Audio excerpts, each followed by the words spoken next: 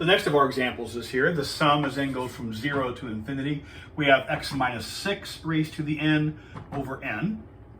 And so we know this is centered at, what is it centered at? 6. So we didn't draw this on the previous work, but it's just, we could do this, right?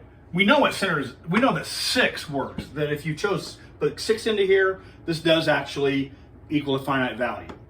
All right? So the question is, what happens if it's not equal to 6? All right? Let's see what we get out of that mess. Well, if x is not equal to 6, then we're going to apply the ratio test. But something's going to happen that didn't happen in the previous examples. That's why I'm going through this.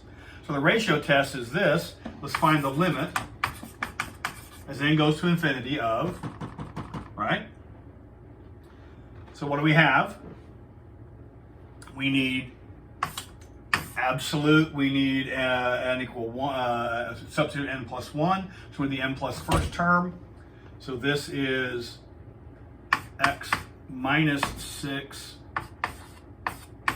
raised to the n plus 1 power over n plus 1, right? And then we're going to divide that by when n equals 1, I'm sorry, when n equals n, so, right? So this is x minus 6 to the n over n. So this is the n plus first term, this is the nth term, just like you do on all good ratio tests. Question is, what does that equal to? All right, and we're going to do a little complex fraction here. So this is the limit, and goes to infinity. Absolute value, we need absolute value here still. So we're going to have this fraction divided by and multiply by the denominator, or the reciprocal here.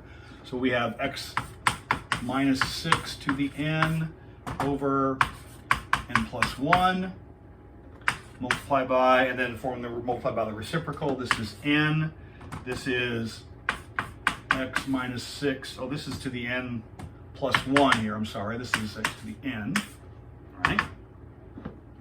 And what do we get out of this? Well, here there are n plus 1 of these. When you divide the bases, subtract the exponents. So this is the limit as n goes to infinity, absolute value. In the numerator, we get x minus 6 to the first. In the denominator, we get n plus 1. And we can simplify the absolute value. These don't need absolute value, but this does. If x minus 6 is inside absolute value, we can factor that out in front. So what we can see is the same thing that's been happening all along, is absolute x minus 6 times the limit. And what do we have left? N over n plus 1. We don't need absolute value there. All right? But look, what is that limit? We know how to evaluate that limit. If the degrees are equal, that limit goes to the coefficients. So we know this goes to 1 over 1. We know this limit goes to 1. So when we evaluate this limit, what we generate is equal to absolute x minus 6 times, we know that limit is 1. So this series converges if the result from the ratio test is less than 1. The series converges if the result from the ratio test is 1. Well, we know how to do this. We learned how to do this in basic algebra. Absolute value is less than 1 means here's 0, here's 1, here's negative 1. It's got to be between negative 1 and 1, right? Absolute value less than 1 means it's got to be between negative 1 and 1. So this immediately implies negative 1 is less than x minus 6 is less than positive 1. You always translate absolute value less than a constant. In this case, absolute value less than 1. So it's negative 1 less than. That's how you remove the absolute values.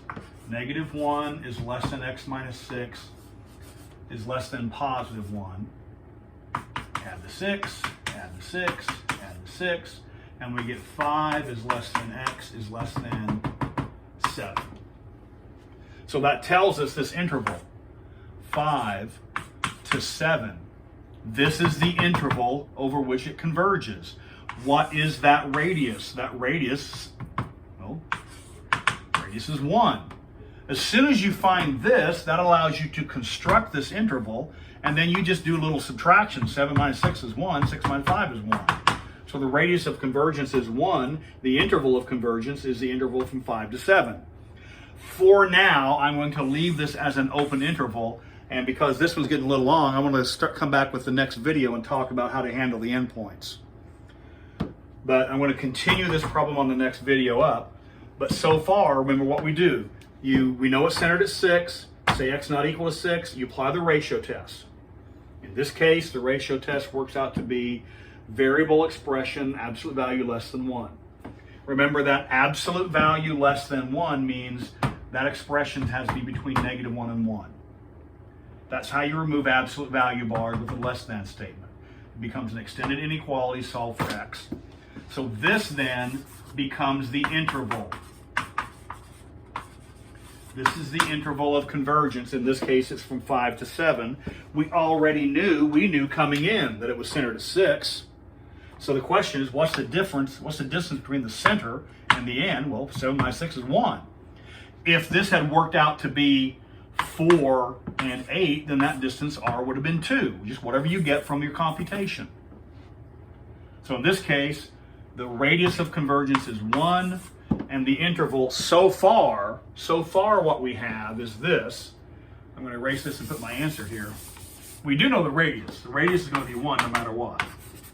So far, the interval of convergence I is from -1 to 1.